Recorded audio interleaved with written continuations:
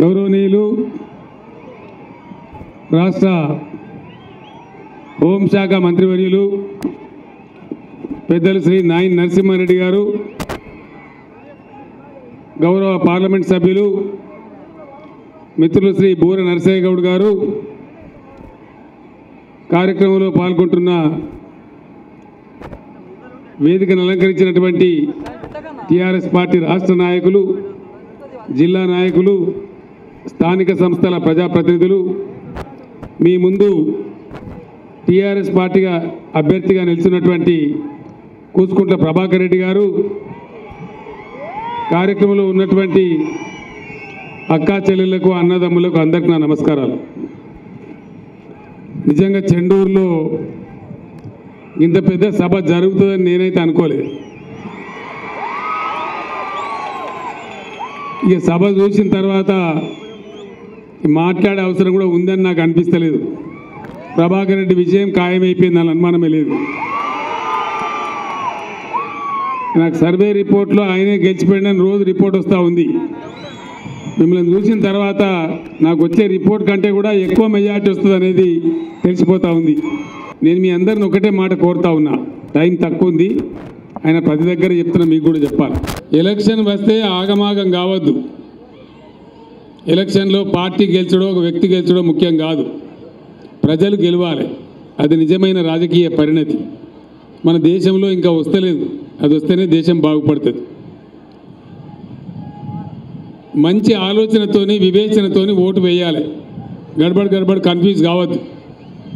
అందరు చెప్పేది వినాలి, నేను చెప్పేది కూడా విని మీ గ్రామాలకు, మీ తండాలకు పోయిన తర్వాత మీరు చర్చ చేయాలని చెప్పి నేను కోరుతా ఉన్నా. మీ అందరినీ చర్చ జరిపి నిజానిజాలు తేల్చి మీ మద్దతు ప్రకటించాలని నేను కోరుతా ఉన్నా.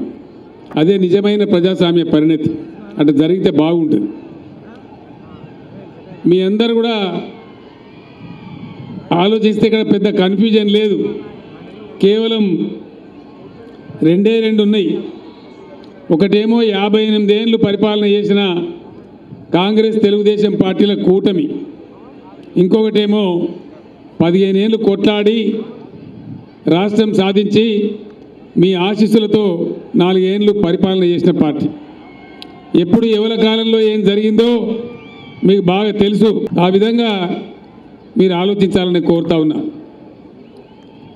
టీఆర్ఎస్ ప్రభుత్వం లేకముందు మీ గ్రామాలలో కరెంట్ ఎట్లా ఉండే, ఈరోజు మీ గ్రామాలలో కరెంట్ ఎట్లా ఉన్నది, రైతాంగానికి ఎన్ని బాధలైనాయి, ఈరోజు ఆ బాధలన్నీ కూడా దూరం అయిపోయినాయి. కరెంటు కొంత బాగా చేసుకున్నాం, కరెంటు కోతలు లేకుండా చేసుకున్నాం, నాణ్యమైన విద్యుత్తు సరఫరా చేసుకుంటూ ఉన్నాం. అదేవిధంగా సంక్షేమ కార్యక్రమాలలో బ్రహ్మాండమైనటువంటి సంక్షేమం చేసుకున్నాం. ఈరోజు భారతదేశంలోనే ఎవరు కూడా ఇయ్యని విధంగా 43,000 కోట్ల ఖర్చు పెట్టి అనేకమైన సంక్షేమ కార్యక్రమాలు చేస్తూ ఉన్నాం.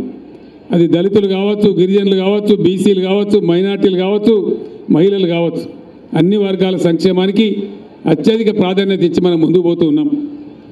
1000 రూపాయలు పెన్షన్ ఇచ్చుకుంటా ఉన్నాం. గతంలో కేవలం 200 ఇచ్చేవాళ్ళు. పెళ్ళి అయితే, పేదింటి ఆడపిల్ల పెళ్ళి అయితే 1,116 రూపాయలు కళ్యాణ లక్ష్మి స్కీమ్ ద్వారా ఇచ్చుకుంటా ఉన్నాం. ఇవన్నీ మీ గ్రామాలలో ఉన్నాయి.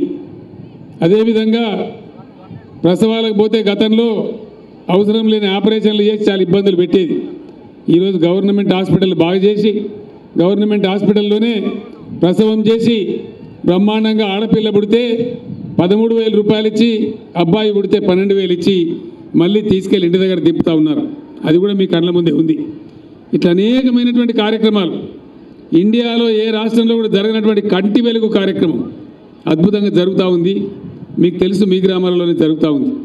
గత చరిత్రలో ఏ ప్రభుత్వాలు కూడా ఆలోచన చేయలే. మొత్తం వృత్తి పనులన్నీ ధ్వంసం చేసినారు. వృత్తి పని వాళ్ళ కోసం అద్భుతమైన కార్యక్రమాలు తీసుకున్నాం.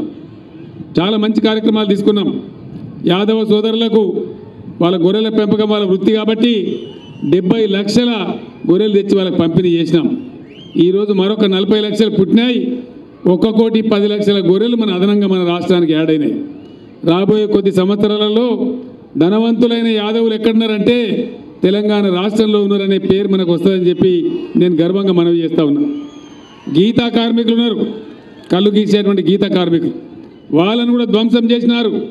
హైదరాబాద్ రంగారెడ్డిలో లిక్కర్ లాబీల ఒత్తిడికి తలవొగ్గి వాళ్ళ మొత్తం లైసెన్సులను రద్దు చేసినారు. మనం వచ్చిన తర్వాత మళ్ళా తెరిపించి బ్రహ్మాండంగా వాళ్ళకి సాయం చేసినాం. వాళ్ళకు రిలీఫ్ ఫండ్ పెంచినాం. చెట్టు మీద నుంచి పడితే ఇచ్చే ఎక్స్గ్రేషియాన్ని పెంచినాం. ఈ మధ్యన నేను నిర్ణయం తీసుకున్నాను, బ్రహ్మాండంగా చెట్ల పన్ను ఏదైతే ఉండనో దాన్ని శాశ్వతంగా రద్దు చేసి పడేసినాం.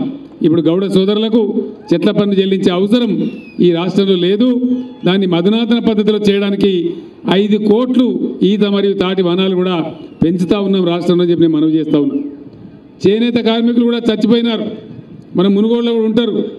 ఆత్మహత్యలు చేసుకున్నారు, ఏ ప్రభుత్వం పట్టించుకోలే.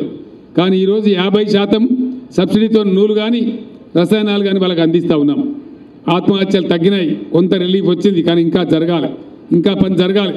చేనేత కార్మికులను ఇంకా బాగా ముందుకు తీసుకుపోయే కార్యక్రమాలు చేస్తాం. వాళ్ళు నేసే బట్టలు ప్రభుత్వమే కొంటా ఉన్నది. ఆ రకం కూడా ముందుకు పోదామని తెలియజేస్తూ ఉన్నా. ఇట్లా ఒకటి కరెంటు బాగు చేసుకున్నాం. కొన్ని వృత్తి పని వాళ్ళు నిలబెట్టుకుంటా ఉన్నాం. రైతాంగానికి కూడా ఇండియాలో ఎక్కడ లేని విధంగా 24 గంటలు ఫ్రీ కరెంట్ ఇచ్చే ఒకటే ఒక రాష్ట్రం ఇండియాలో తెలంగాణ. అది మీకు తెలుసని నేను మనవి చేస్తూ ఉన్నా.